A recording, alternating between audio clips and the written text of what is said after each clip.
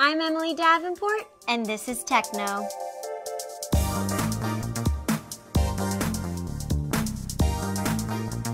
Today, we're buying a smartphone on a budget. A smartphone is, well, really cool. It's basically a mini touchscreen computer that packs your phone, camera, music, and videos, even access to your work life, into a single device that fits in the palm of your hand. Surprisingly, the biggest expense in buying one is usually not the device. It's the cost of the contract and all the extras that make a smartphone worth using. You don't want to pay extra for features you won't use, so here are a few things to keep in mind when you're in the market for a smartphone. Cameras have pretty much become standard features. Most low-cost devices have at least a 3-megapixel camera, which is great for simple everyday photos.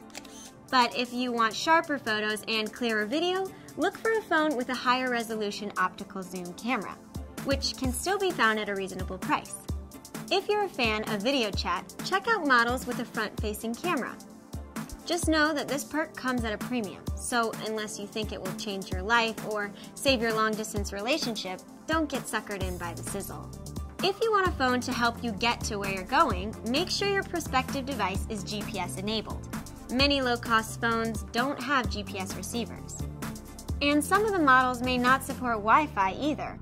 Access to Wi-Fi hotspots can actually help you cut mobile data costs, which is nice when you're uploading or downloading new games, music, productivity tools, and more games.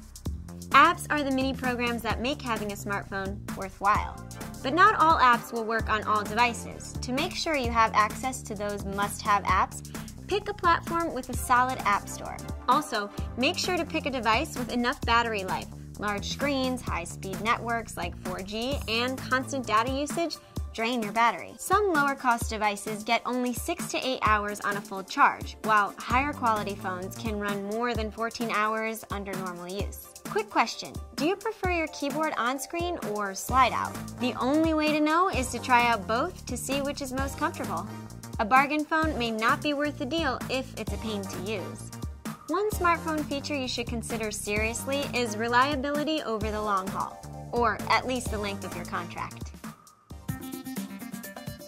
Operating systems for mobile devices are regularly updated, and some low-cost phones simply don't use technology that supports an upgrade. This is especially true of phones running older versions of Android. So while you may be able to snag last year's hot model on the cheap, you may miss out on some major upgrades that can affect the device's usability and shelf life. Usability is key to a solid smartphone.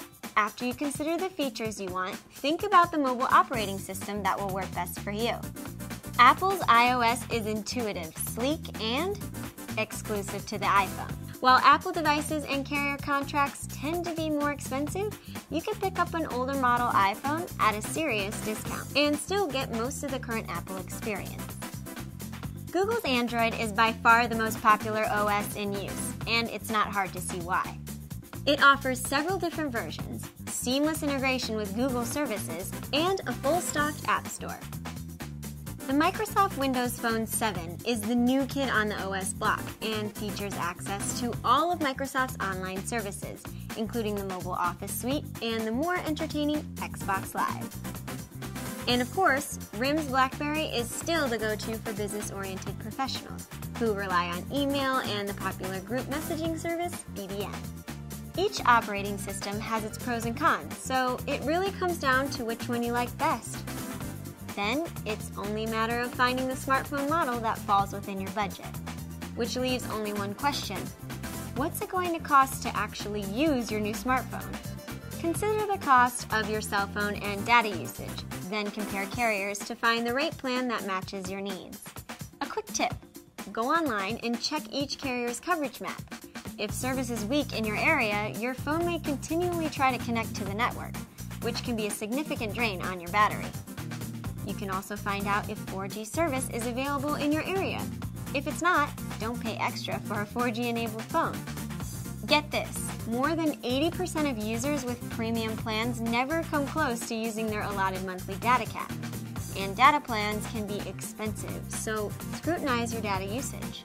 If you are downloading a lot of apps or streaming a lot of video, you may actually want an unlimited plan. Whatever you do, pick a plan most appropriate for your lifestyle, and make sure to take advantage of Wi-Fi hotspots. Wi-Fi usage does not count against your data plan. If you don't want to be tied to a contract, then a prepaid plan may be the way to go. You can get great deals on budget-friendly devices, but keep in mind that some prepaid plans have additional service fees that may make these pay-as-you-go plans more expensive in the long run. With all the options out there, you can definitely find a reasonably priced smartphone with the features you really want and a rate plan that fits your budget. For Techno, I'm Emily Davenport. See you next time.